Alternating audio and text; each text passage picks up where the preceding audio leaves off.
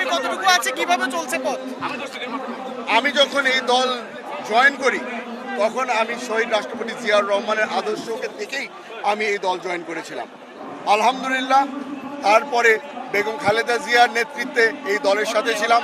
এখন আমি বিশ্বাস করি তারেক রহমান সাহেবের নেতৃত্বে এই দল জিয়াউর রহমান সাহেবের আদর্শ ধরে রেখেই রাজনীতি করবে।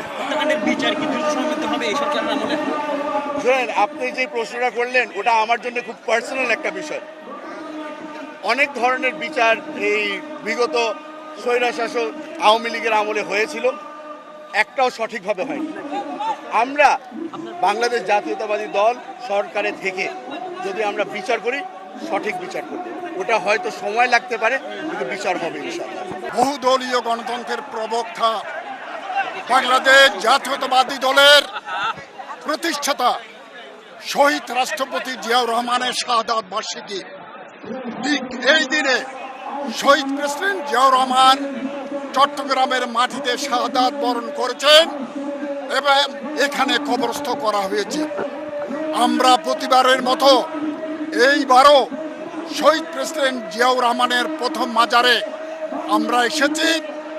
চট্টগ্রামের আপামর জনগণ শহীদ প্রেসিডেন্ট জিয়ার প্রথম মাজারে উপস্থিত হয়ে শ্রদ্ধা জ্ঞাপন করছেন। আজকের এই দিনে বাংলাদেশ জাতীয়তাবাদী দলের নেতাকর্মী সহ আপামর জনগণ নতুনভাবে শপথ নিয়েছে শহীদ প্রেসিডেন্ট জিয়াউর রহমানের আদর্শ, দেশনেত্রী বেগম খালেদা জিয়ার আদর্শ এবং তারেক রহমানের নেতৃত্বে বাংলাদেশ জাতীয়তাবাদী দলের অগ্রযাত্রা এগিয়ে নিয়ে যাবে ইনশাআল্লাহ। বাংলাদেশের টেকনাফ থেকে তেঁতুলিয়া পর্যন্ত আপামর জনগণ ঐক্যবদ্ধ হয়ে তারেক রহমানের নেতৃত্বে শহীদ প্রেসিডেন্ট জিয়া এবং দেশনেত্রী বেগম খালেদা জিয়ার স্বপ্ন বাস্তবায়ন করবে ইনশাআল্লাহ।